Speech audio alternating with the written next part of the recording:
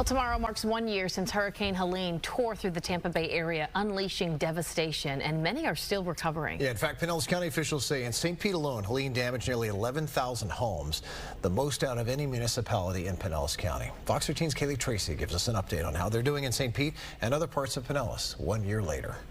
So here's the living room. We haven't decided on throwing this stuff out, but we probably will.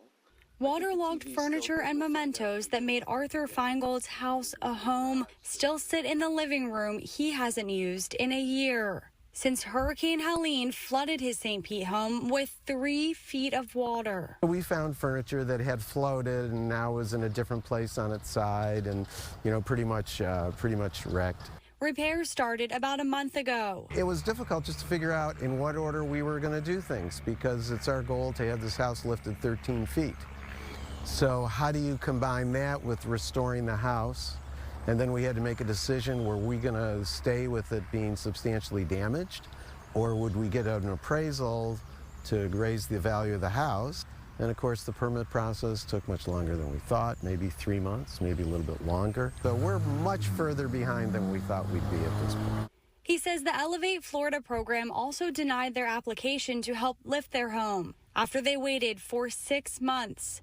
They've been living in a studio apartment ever since the storm.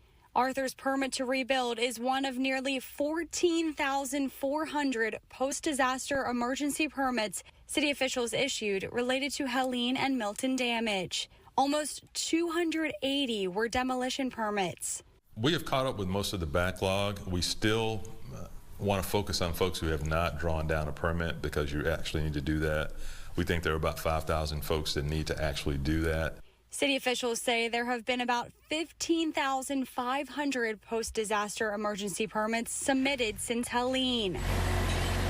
Almost like debris, with permitting, it just was an issue of demand versus resources. With debris, you could not move 2 million cubic yards of debris in a month. It just physically is not possible. Kind of the same thing happened with permitting. The volume of permitting just was more that we can handle.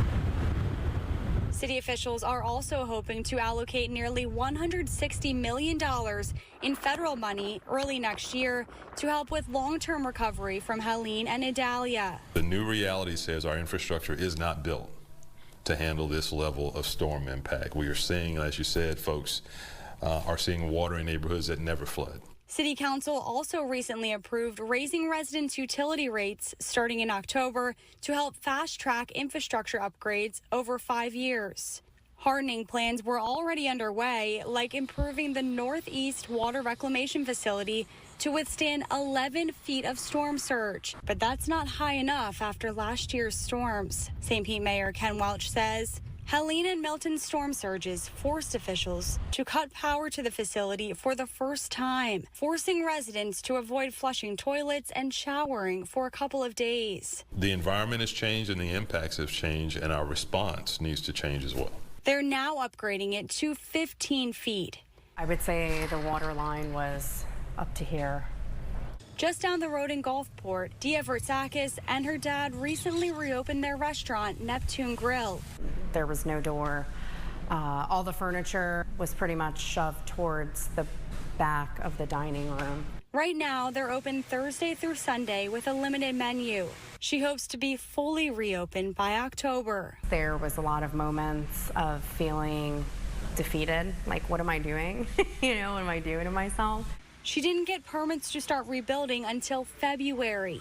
Insurance paid for structural repairs, but Dia says she never got anything from FEMA, so she's using her savings and Small Business Association loans to rebuild.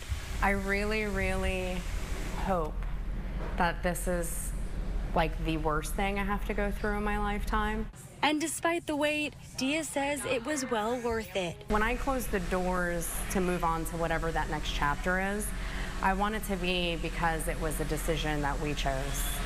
Out of happiness and tears and hugs of like, it's been a great run, we're all moving on to a next chapter, not out of devastation.